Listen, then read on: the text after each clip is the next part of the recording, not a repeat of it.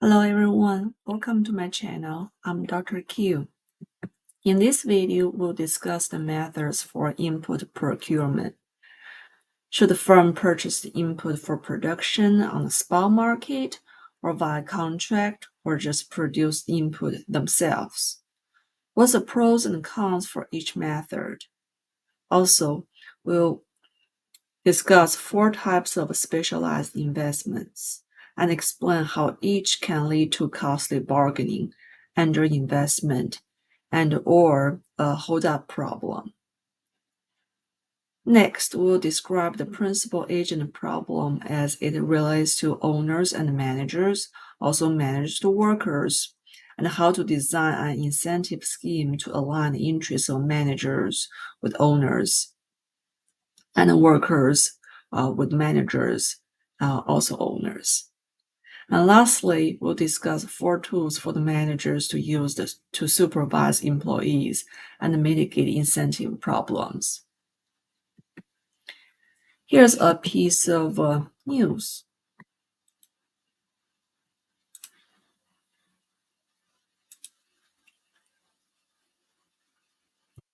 From Wall Street Journal that the Coca-Cola Company agreed to acquire Great Plains Coca-Cola Bottling Company for about $360 million as the soda giant continues to bring its bottlers in-house.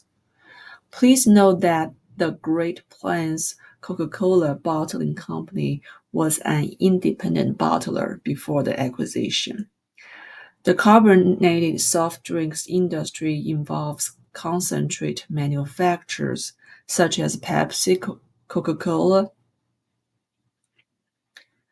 Also include bottlers such as the Great Plains Coca-Cola Bottling Company and retailers such as supermarkets and drugstores.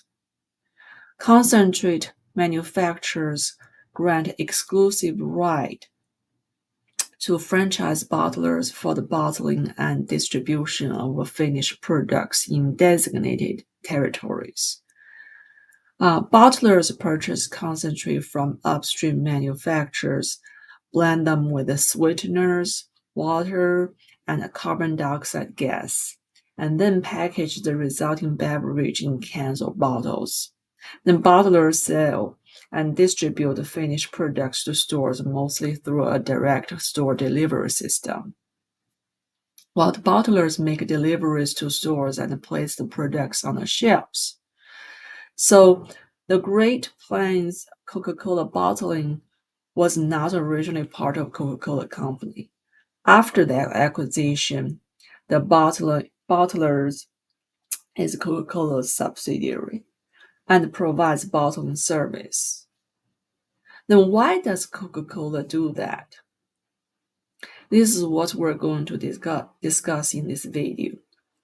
The manager does not only need to select the mix of inputs that minimize cost, maximize profits, but also need to figure out the optimal way to acquire those inputs. And how does the owner of the company ensure that his or her workers, including the manager, put forth the maximum effort to work?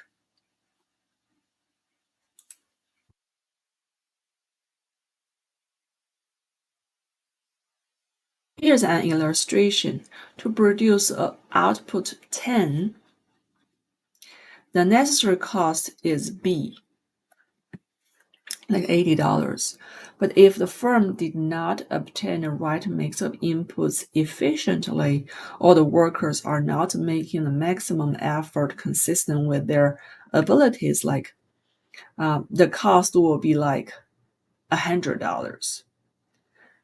Then the firm's cost will be higher than what is necessary and is not economically efficient. Businesses need to get input to produce output. Chocolate factories need to get cocoa beans, butter, milk, sugar, machines to produce chocolate. Furniture factories need economic resources such as wood to produce furniture. Car rental company needs to figure out how they can get their cars serviced. Should they just send their cars to some maintenance company they just Google online for the service? Or should they contract with someone they trust for long-term cooperation? Or should they establish a segment to service the car themselves in-house? Those are the three types of methods for procuring inputs. The first one is a spot market. A spot market is an informal relationship between a buyer and a seller in which neither party is obliged to adhere to specific terms for exchange. It's just like consumers bumping into some seller on farmer's market to purchase some vegetables. There is no formal or legal relationship between buyers and sellers. For example, small-scale landowners have some trees to sell as timber products. They can arrange an auction, and small-scale hardwood floor producers may pay a visit upon the auction to buy. The second procurement method is by contract, which is more widely used. A contract is a formal relationship between a buyer and a seller that obliges them to exchange at terms that are specified in a legal document. It is normally specifies the term under which they agree to exchange over a given time horizon, say 3 years. For example, the car rental company contracts with a car maintenance company, and the contract specifies the time period, such as several years, the range of service at what prices, and hours during which the cars will be serviced. Writing a complete contract that specifies as many terms as possible can be very costly and even impossible. The contract method is used for not so standard input procurement. The third type is producing input in-house by itself for its output production, which is vertical integration. Vertical refers to the upstream input production to supply for downstream output production. Integration means the company integrates the two production processes together within one firm. For example, a clothing company also has their fabric production sector and designing branch. Vertical integration is highly used to acquire highly non-standard inputs. Here's an example.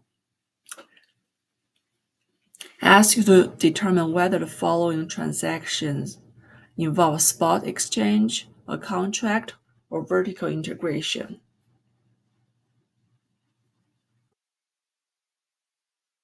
The first one saying legally obliged to purchase 300 computer chips each year for the next 3 years, specified time, number, and the per unit price is $200 and price. The price rises during the second and third years by the same percentage by which the wholesale price index rises during those years. And this type is obviously a contract. The second one purchased 300 computer chips from a firm that ran advertisement in the back of a computer magazine. Is a spot exchange. And third one, manufacture its own motherboard and computer chips for its personal computers. That is vertical integration.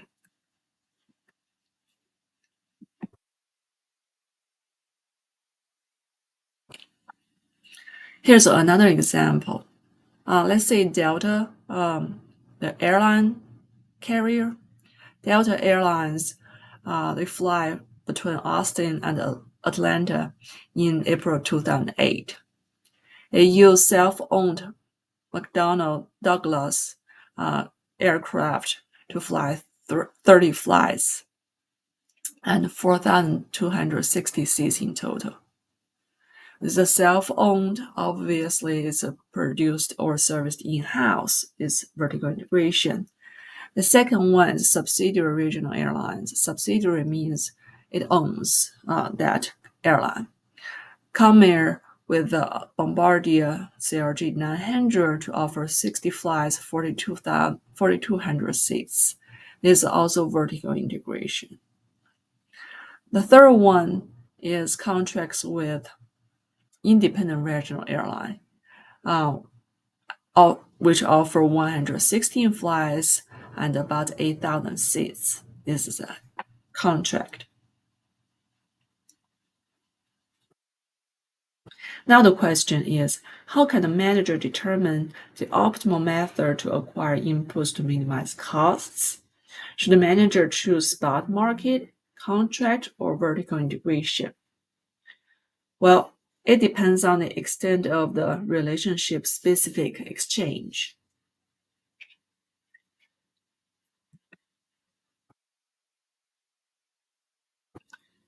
Let me introduce another term before further discussing the optimal input procurement method: transaction costs. It refers to the cost associated with acquiring an input that is in excess of the amount paid to the input supplier, such as time and effort spent on searching for a supplier of the input, negotiating a price, and the investment and expenditures required to facilitate exchange. For example, coal-fired power plants must pay for coal at the coal mine mouth, as well as transportation fee to railroad to have the coal delivered. While some transaction costs are obvious, like the transportation costs, some transaction costs are not so obvious.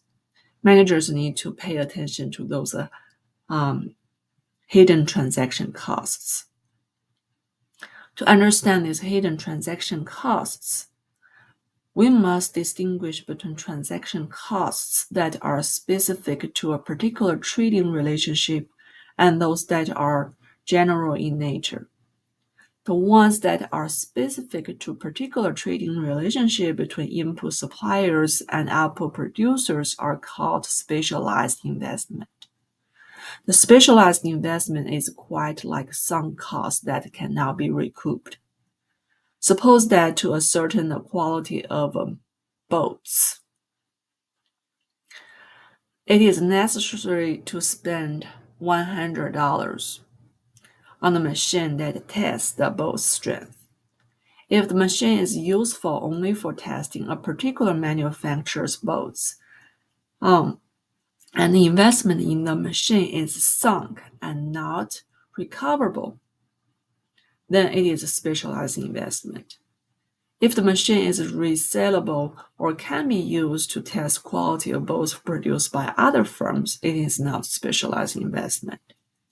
And if specialized investment is made to facilitate the exchange, then we say the transaction parties have a relationship specific exchange.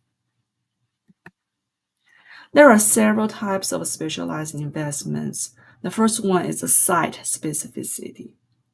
When transportation of input is costly, the upstream and downstream firms co-locate to lower the transportation costs. Like the example I provide in the video discussing multiple output production, the co-location of Duke Energy and National Gypsum. Duke Energy burn coal and generate power, and National Gypsum produces wallboard for construction. To comply with the Clean Air Act amendment, coal-fired power plants like Duke Energy install flue gas desulfurization system to scrub sulfur dioxide before emitting the gas to lower the formation of acid rain. During the desulfurization process, a byproduct called synthetic gypsum is generated.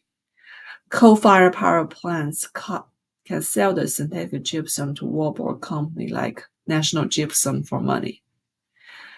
However, the transportation of a synthetic gypsum is costly, and therefore the two of them co-locate.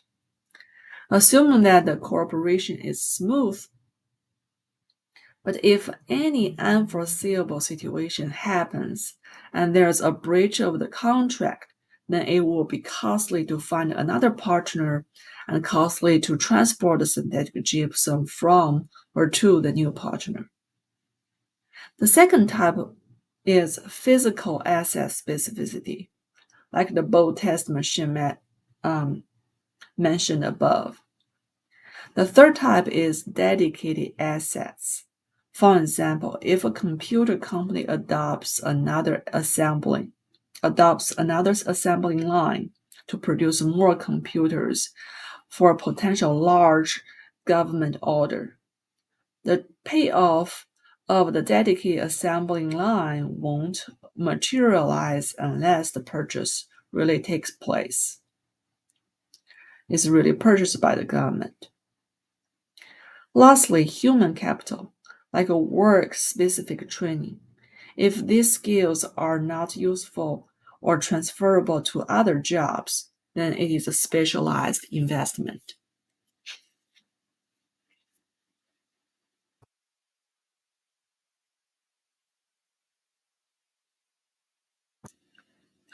Due to the relationship-specific nature, specialized investments increase transaction costs.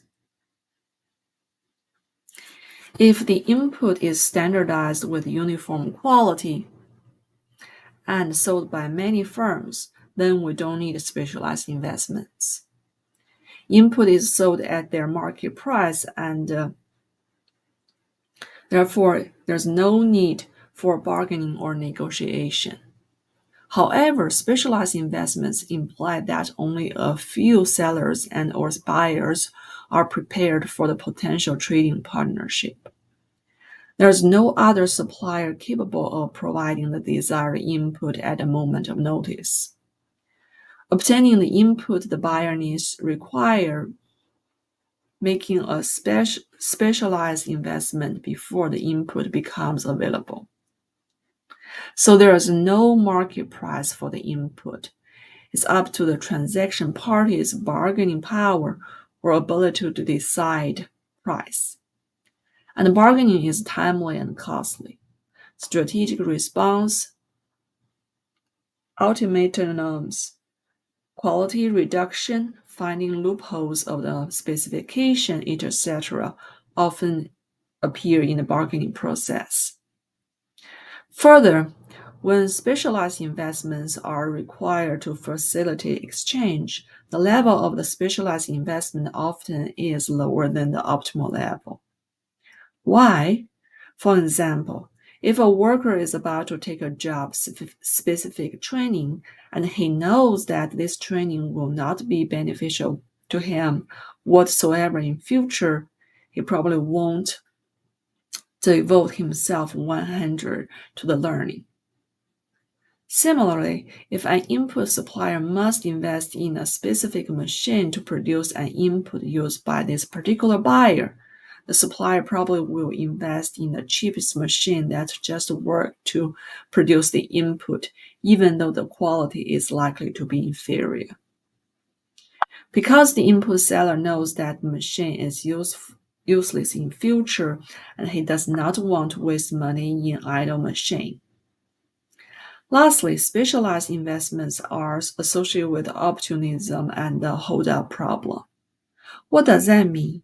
For example, if an input buyer, Mr. Howard, must pay $10 to test the quality of an input before purchase, and the input price is $100. Ms. Howard does not know any seller.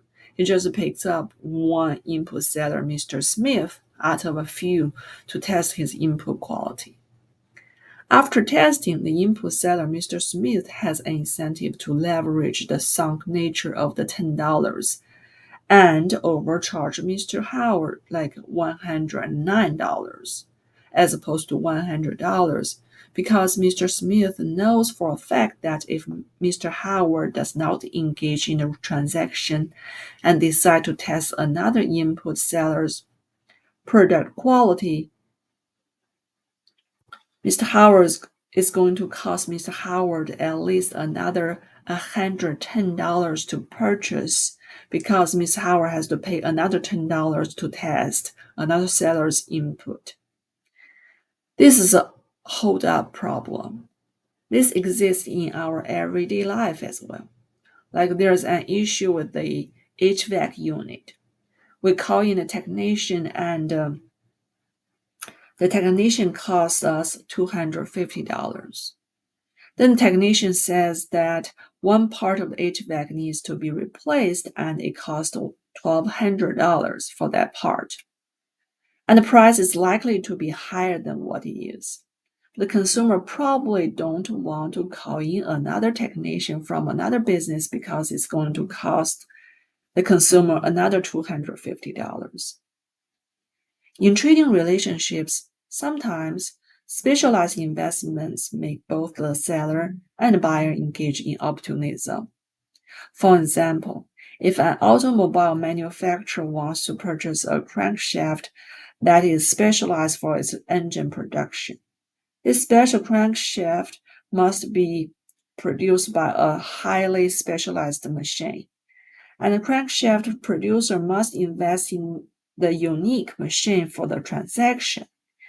If crankshaft manufacturer does not sell the crankshaft to the automaker's investment in continual producing of the engine will be worthless. Similarly, if the automaker does not buy the crankshafts, the crankshaft manufacturer's investment in a special machine is likely to be wasted.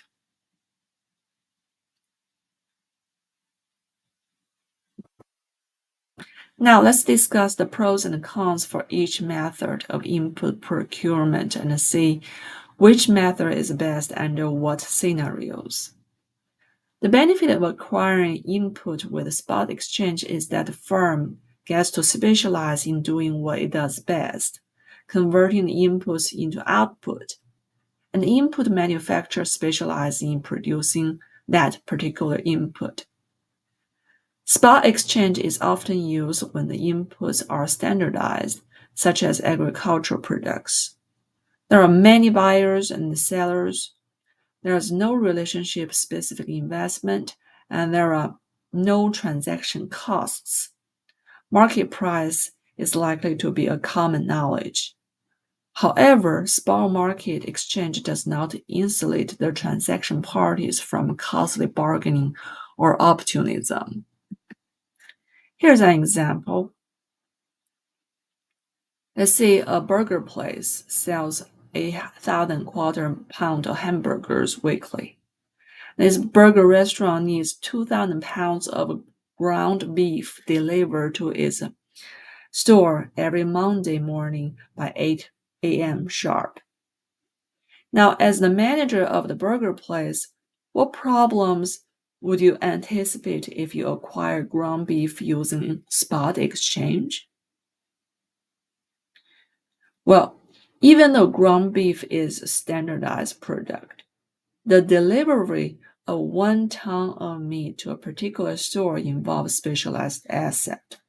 The supplier may deliver the beef on time but ask for more money. If the burger owner or manager refuses to give, beef supplier may threaten not to unload the beef. And it is difficult to find another beef supplier at short notice. And the beef supplier may deliver some beef of low quality.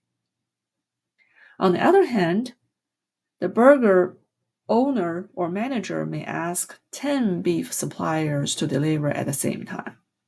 And whenever they arrive, the burger manager offers lower price than the market level. Since each supplier would rather unload its meat at a lower price than let it spoil, Jiffy Burger has more bargaining power. The transaction is not protected from opportunism or hold up by using spot exchange. Now let's look at the method of a contract. Contracts are often used when inputs require a substantial specialized investment, and it typically requires substantial upfront expenditures. Contracts can specify prices of inputs and the quality of inputs to reduce likelihood of opportunism. And by guaranteeing an acceptable price for both parties for an extended time horizon, a contract reduces the incentive for either buyer or the seller to skimp on the specialized investments. Now the question is, what is the optimal contract length? Well, all the optimization question can be solved by marginal analysis. The marginal cost of extending contract length increases as contracts become longer.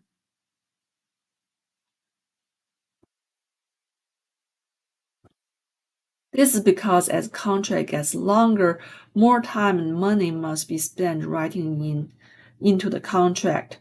A large number of increasingly hypothetical contingencies, such as if an ice age begins, the price will be such and such. And the longer the contract, the more locked in the buyer is to a particular seller, and the greater the likelihood that some other supplier can provide input at a lower cost in future. The marginal benefit of extending a contract for another year is the avoided transaction costs of opportunism and bargaining. The benefits may vary with the length of contract, but for the simplicity of illustration, we'll assume that is a constant number fixed over here. An optimal length of contract is a crossing point of the two of them, L star. The optimal length of contract will increase when the level of specialized investment required to facilitate an exchange increase. As specialized investments become more important, the parties face higher transaction costs once the contract expires. Since these costs can be avoided by writing longer contracts, higher levels of specialized investments are associated with the increase in marginal benefits. This results in a longer contract time. And when the contract environment is uncertain, it's too hard to predict the future to commit to a long-term relationship. Then the marginal cost of longer contracts increase. For each length, the cost increase. And the marginal cost curve shifts upward or left-hand side, resulting in a shorter contract time. On the other hand, if future economic environment becomes certain, the marginal cost of extending contract for another year decreases. Decrease, decrease, decrease. The marginal cost curve shift right-hand side, resulting in a longer contract time. The contract better covers as many specifics as possible for the transaction. However, if some unforeseeable situation arise, such as unanticipated breakdowns occurs, the contract may be incomplete. For example, Delta Airlines contract with the independent regional airline ExpressJet to fulfill 100 flights in between Austin and Atlanta at a fixed fee per flight. But if unforeseeable bad weather happens to prevent flights from taking place, what should they do?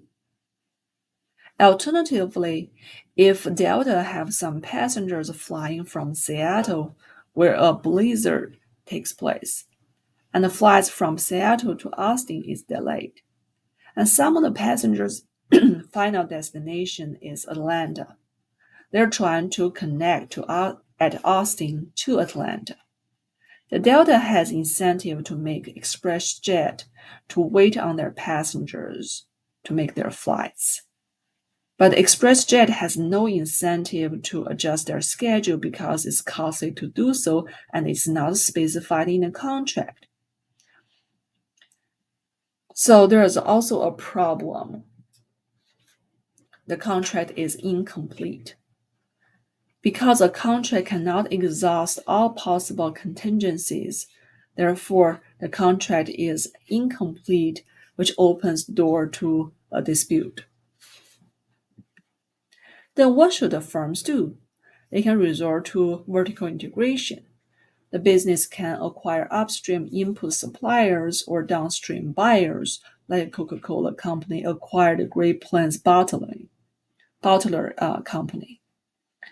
The vertical integration entails a firm producing input internally in-house. Vertical integration is used when procuring inputs requires a substantial specialized investment and generates significant transaction costs. And there are complex contracting or uncertain economic environments. By skipping middlemen, it reduces the opportunism and mitigates transaction costs. However, businesses can not be specialized in what they do the best, and managers must create an internal regulation mechanism and the business bear the cost of setting up production facilities. Here's a summary graphical expression showing the strategy for optimal procurement of input.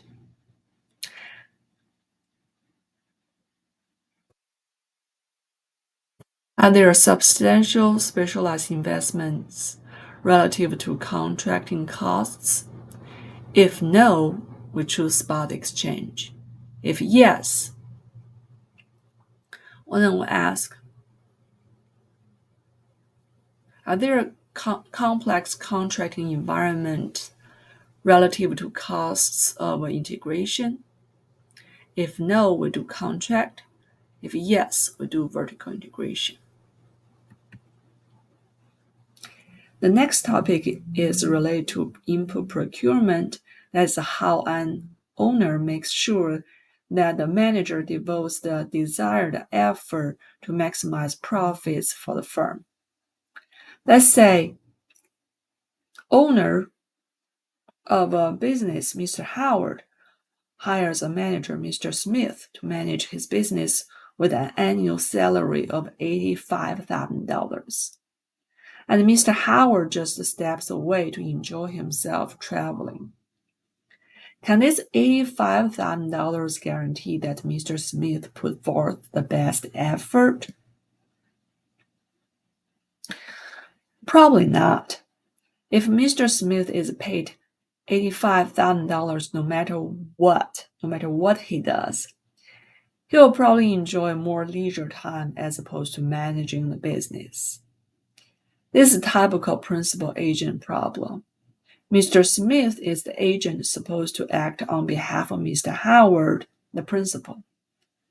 So one may say that Mr. Howard needs to monitor and supervise Mr. Smith, while Mr. Howard may as well manage his business on his own. But Mr. Howard wants to enjoy himself on an island. So Mr. Howard needs to figure out an approach to make sure that Mr. Smith is diligent in managing the business. For example, Ms. Howard can tie a manager's salary to the firm's performance. The incentive contract aligns the owner's interest with that of the actions of its manager. Example include stock options or bonuses directly related to the profits of the business. Of course, the manager also cares about his reputation in the industry, and threat of a takeover by the owner, which means the manager will be replaced and lose job, also provide external incentives for the managers to work diligently. That's the incentive scheme between owner and manager. The manager-worker principal agent problem widely exists in workplace as well. How can the manager make sure that workers work diligently? The first one is profit sharing, just like the owner-manager one. The second one is revenue sharing. The typical example is a waiter or waitress's tips. They're paid based upon their performance. The problem of revenue sharing is that the food server is not incentivized to minimize costs. The waiter or waitress may offer large portions of food, free drinks, dessert on house to get a big tip. Thirdly, the piece rate as opposed to fixed hourly wage. When a certain number of outputs need to be produced is used, like strawberry picking or copy editing. Lastly, many firms also use time clocks to monitor workers. It does not address the principal agent problem, just make sure that workers are at workplace.